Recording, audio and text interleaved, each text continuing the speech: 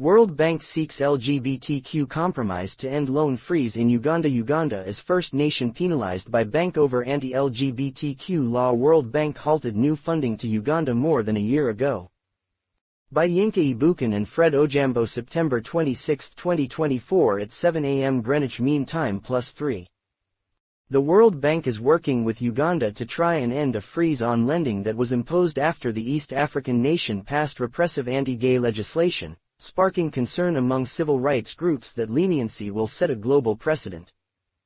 The Washington-based lender halted new loans to Uganda in August 2023 after it adopted a new law that punishes those who engage in same-sex relations with lengthy jail sentences or even death in some instances.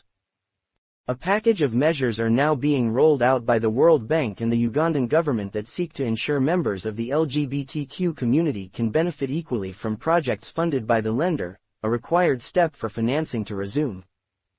We will not propose any new public financing for Uganda to our board until we are satisfied that additional mitigation measures are in place, a World Bank spokesperson said in an emailed response to questions.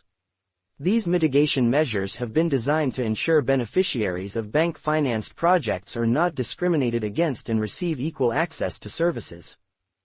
Uganda is the only country to have ever faced such a World Bank backlash for passing anti-LGBTQ legislation, making it a bellwether for how the lender enforces its non-discrimination standards.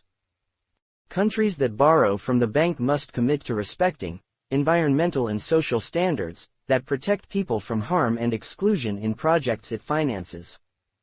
Where there is a risk of these standards not being met, mitigation measures must be put in place to prove that the authorities are still able to implement the projects in a way that isn't discriminatory or harmful. Anti-LGBTQ laws elevate that risk, according to the lender's anti-discrimination guidelines. We are concerned that the World Bank's mitigation measures are gravely flawed both in structure and substance, more than 100 civil society groups said in an open letter sent to World Bank President Ojambo that was dated Sept. 16. The flaws included a lack of clarity over how the effectiveness of the mitigation measures would be measured, and fears that implementation was left to the Ugandan government, which approved the discriminatory law in the first place, they said. The World Bank said it is working with Uganda to implement the mitigation measures, without specifying what they were, and that a date has yet to be set to assess their effectiveness. The decision to restore funding lies with the World Bank, said Ramathan Gigubi, the permanent secretary of Uganda's finance ministry. The enhanced measures will guarantee that there is no exclusion of any group, he said.